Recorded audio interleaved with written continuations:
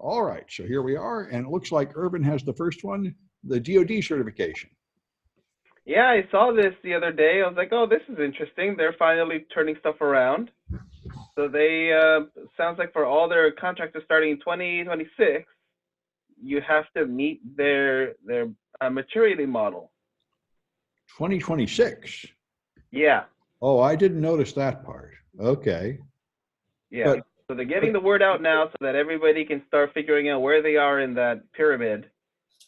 but this applies only, I think, to contractors. Right. Because But you, inside but the you know, DoD, they're miles away from compliance, and I don't think they have any roadmap for when they would fix that.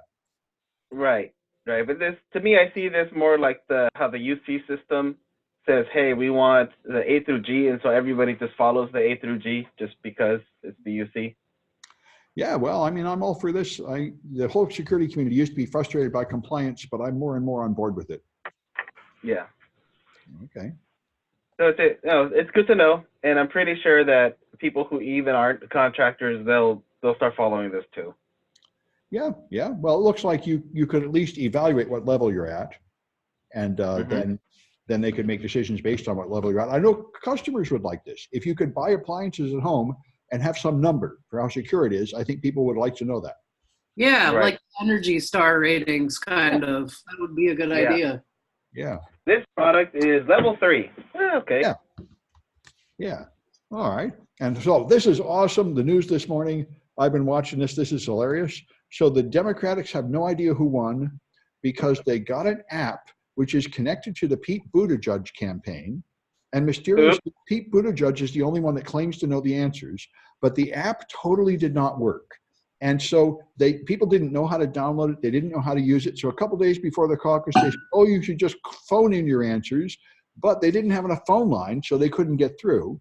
So people couldn't report their caucus at all. So people tried driving the results into the main office, and they wouldn't even let them in the building to report the results. So they right now have 0% of precincts reporting officially and no deadline for when they think they will report.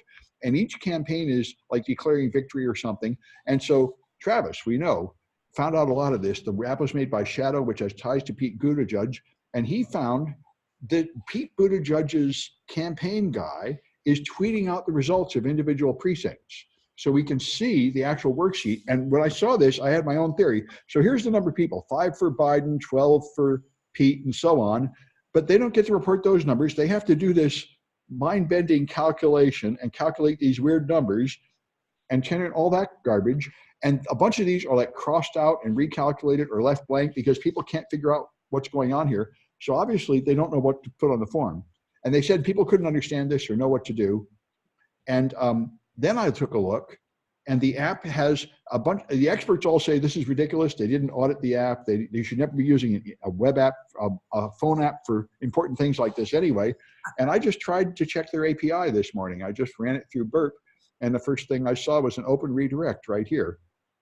When you log in, it right here has redirect to this URL, which goes back to groundgame.com, which is one of their domains. And all you have to do is modify that to ccsf.edu, and then it redirects to CCS. This is like a classic flaw. It's not a fatal flaw. It's a relatively minor flaw, but it is like one of the top 10 mistakes you shouldn't make. And it shows all these campaign things I've seen, all these voting things are just thrown together by idiots with no security review, shoveled out there. Like there was one on voting one I checked when in the first Trump election, somebody put a blockchain voting system and they said it's 100% secure. And I contacted them and said, dude, please don't say it's 100% secure.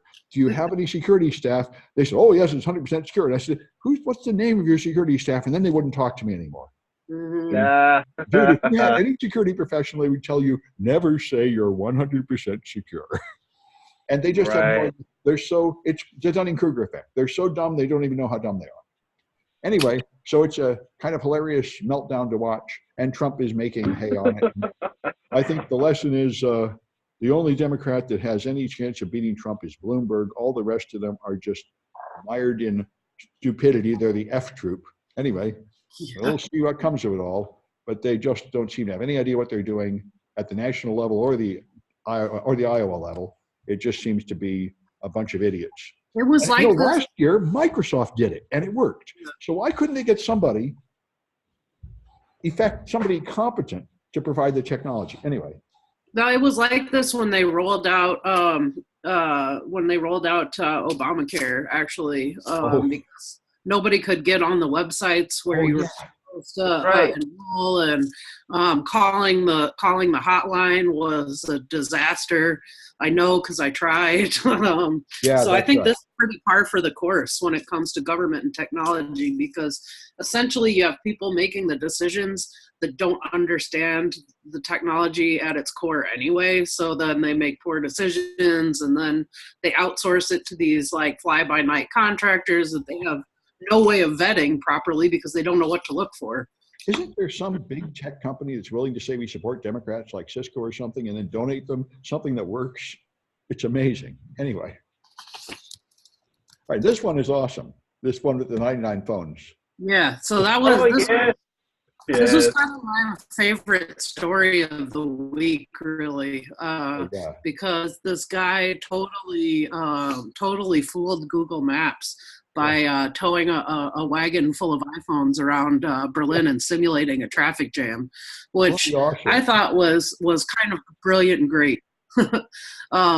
It's really, to me, the underlying theme here is this is just a great reminder of how easy it is to feed bad data into AI. And this one's kind of cool because you could see the immediate results. Yeah, I thought it was great. Yeah, all right. And so now we got Candle. I was looking at this earlier. This is actually very interesting. Right? So they're using Arduinos right now in all of their stuff, and it's cloudless because it all runs from a local Arduino. Everything stays within the internal communications, and it doesn't use Wi-Fi. Oh, I didn't. Yeah. The other thing I noticed is you can have fake data. You can tell it that I don't want it telling my parents I'm unlocking this door, so lie to them, which is pretty cool. Right. So it respects your privacy. It doesn't mean you're snooping on everything all the time. People have like a privacy switch they can throw saying, don't snoop on me right now, which is, it seems like the first company that actually really took privacy seriously. Yeah, and then also if you look at like just something else that somebody noticed was their website doesn't have any of the tracking stuff. Huh. Oh, well, that's good. So it's like, you actually mean what you're saying in your site, and like, wow. Yeah, it's true. I didn't even think of that, but yeah, that's a good idea. Well, I'm glad to see that. If there were more people like that, you would want to buy their products. That's a good idea. I like the fake data feature. Yeah. That's pretty cool. It gives you the option to feed the services fake user data. This is just the opposite of the Democrat story. This is like smart people making good technology right. Mm-hmm. Yeah. All right, and then this one is another ridiculous mess. So TeamViewer stored your passwords in RAM, and they made custom encryption using AES, and then they used a fixed key, which you could also find in RAM. So this guy just scoured through the RAM image and logged in various ways until he found it. So that's the key. So you can totally decrypt the data. So apparently it's been patched now. But until like about 6 years ago, everybody just put plain text passwords in RAM all the time. And now the next step is to encrypt them with stupid broken encryption, and eventually they'll wise up, And Microsoft developed ephemeral variables in 2004 for this purpose, where you don't store anything in RAM more than a fraction of a second and then you erase it. But a bunch of developers have not got the memo yet. Anyway, so it's good, clean fun. And it's actually a good memory forensics project if you see all the details of how he did it. Used a bunch of tools to look at the RAM and scour through the RAM and stuff. So it's a good little project. Yeah. Anyway, Liz, you've got, this guy, the people that did the update on penetration testers who got arrested getting into the courthouse. So originally they got, this was a story that we were following kind of on our newscast here. So originally they got arrested for running penetration tests on this courthouse and county buildings that they'd been contracted to do. And they were charged with like burglary and possession of burglary tools because they had lockpicks and all this other stuff. Yeah. And then after that, they argued back and forth between state agencies. Really, it was the sheriffs pushing this more than anyone, it seemed like, pushing the prosecution. And so they managed to get them brought down to a trespass charges. And then finally, the prosecutor realized that this was totally stupid and dropped the trespass charges. So all the charges were dropped, and they're free to go. Now, I wonder, something had been mentioned by their attorney saying like it was unfair because they now had these felony charges on their record. I wonder if that gets expunged since the charges were dropped, or if it stays on there. Well, I hope so. I'm surprised this didn't happen earlier. The whole thing about a physical penetration test always struck me as nuts. Like the people who are penetrating into a bank, they could get shot by a guard or something. I wonder. Yeah. I'm surprised there aren't more cases like this. Yeah, that's a good point. That's a good point. And they had their like get out of jail free letter, which they showed to the sheriff, but the sheriff said that the person who'd written it, the state official, didn't have jurisdiction because it was a county thing. So it sounds more like sort of a grudge match between local and state agencies here. But right. And these two got caught in the middle. Yep. Well, if I were a cop, I would be pretty upset. I would regard this as like false reports. To have people breaking into places and then somehow they're supposed to be allowed to do that. This would be like waste of our time and resources and confusing us. I would not like this kind of pen test. Yeah, I suppose. But then again, they run, cops and firemen run simulated drills all the time. Where they're not a real bank. They use it in our parking lot. They take a building that's not in use and practice there. True. Yeah. True. Anyway, I'm glad they got off. So now I saw this OpenSK. Sounds pretty good. It's interesting. Google opening up their security key implementation for anybody to make. So you can 3D print your key in case. Okay. I guess it might be an option. I think you can buy them pretty cheap, but I guess this way you wouldn't be taking a risk of somebody else doing it wrong. You'd be able to do it wrong yourself. Yeah. Make yourself, run yourself. Here you go. I set up one of these for the military job, and it was so hard. It took like half an hour. It's doing a lot of back and forth, putting a lot of data on there. They're far more complicated than I ever thought they were. I thought it was just like a public key or something, but it seems to be a lot of complicated data. Anyway, and so this I was kind of glad to see this. I think this is not a secret to people that study this stuff, but the illegal psychoactive drugs often have beneficial effects. This was the original thing back in the days of Timothy Leary, and I've read a lot of books like 2 decades ago that said that ecstasy has a similar effect. A couple of doses of ecstasy have a permanent effect of curing severe depression. As you might imagine, you feel better. And after that, you're not so miserable. Now, if you take it all the time, it has bad consequences, but a lot of these street drugs, people take them because they're fun, and that's not a small thing. We have all these people taking antidepressants and stuff, so, it really would be nice to decriminalize these Schedule I drugs and use them for legitimate psychiatric purposes. But there's just it's like guns. There's just an irrational cultural thing in America that you must get rid of drugs and you must all have guns, and we can never ask questions about either of these things. There are fundamental values. Anyway. Right.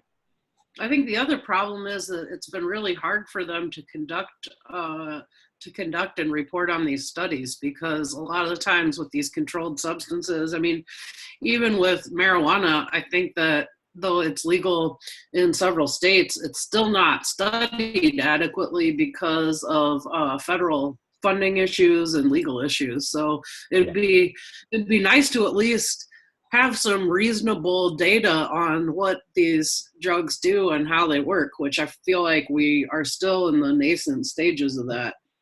We are. I know the law is really in the way. I was involved in like pharmaceutical redirectors a few years ago, and there was a a researcher that wanted to test to see if the Viagra you buy online for $1 a pill is the same as the stuff you get for $50 a pill from U.S. official supplies. And they couldn't use federal money because you cannot use federal money to purchase an illegal product. And Pfizer said they would fund the research, but only if they got to censor the results and cancel it if it turns out that they are the same, which it seems pretty obvious that they are exactly the same pills. Yeah. And nobody really knows if they're the same for this reason. Nobody can fund the research or perform the research without breaking the law and fouling up all your grant funding. So it's a shame. I think that's part of the problem too, is that a lot of the pharmaceutical companies really control the availability of research results that way.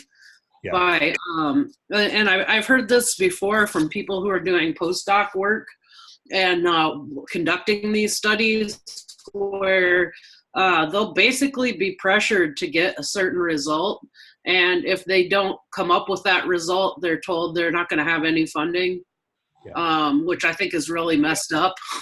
Yeah, and so it means the only information you can get is from unlicensed, unapproved third-party sources, which is a shame. You would like to get medical data from the trusted medical sources, but it's not an option. Right. Yeah. And then this one, the UN got hacked. I saw a bit about this. Yeah, so I thought this was pretty interesting, actually. They, like many small, medium, and large businesses, didn't patch their SharePoint and probably misconfigured it, I would suspect. Yeah. And because of this, ended up being the target of a massive compromise. And it took them a month to notice it. And it wasn't just like one or two servers. According to the article, it was dozens. So that's kind of insane when you think about it. Yep. No, that's actually common. The average time to notice a breach is 9 months. Right. I'm just saying it's pretty crazy when you think about it being this massive global agency, and you know, I'm guessing they might have some important things on those servers, maybe one or two. I don't know. Yeah. So, who's managing it? Anyway, I think this is very common. I think tons of companies get breached and never figure it out at all. Yes. It's not easy. They don't have any effective monitoring or file integrity monitoring. And if your attacker is kind of sneaky, they will never know. Yeah. And they found a bunch. I mean, they found a bunch of holes, and it said that they essentially had their systems examined by an external forensics company, which indicates to me that this was disaster containment. They just really found out about it a month later and contacted some DFIR company and said, "Hey, look at our stuff, please." Which I guess the salient point there is, this is another example of not being proactive about it. You know, I would doubt that they have regular security audits if this is the case. Yeah. Because there's no mention of that. Well, I had a guest speaker last semester who I thought really had a good business model. He will do all the security for your company. You pay him like $5 a month per employee or $5 a day per employee, and then he will just take care of security, buy the firewalls, buy the software, install it, maintain it. Because most companies have no clue. And he said, you'll end up saving money, because if you try to do it yourself, you'll buy the wrong stuff and waste all your money. It seemed like a really good business model. Because most people have no idea what to do, and no idea who to hire, and no idea what questions to ask. They just need help. Right. Anyway, well, that's good. Any more comments? No. I'm going to stop this one. Thank you.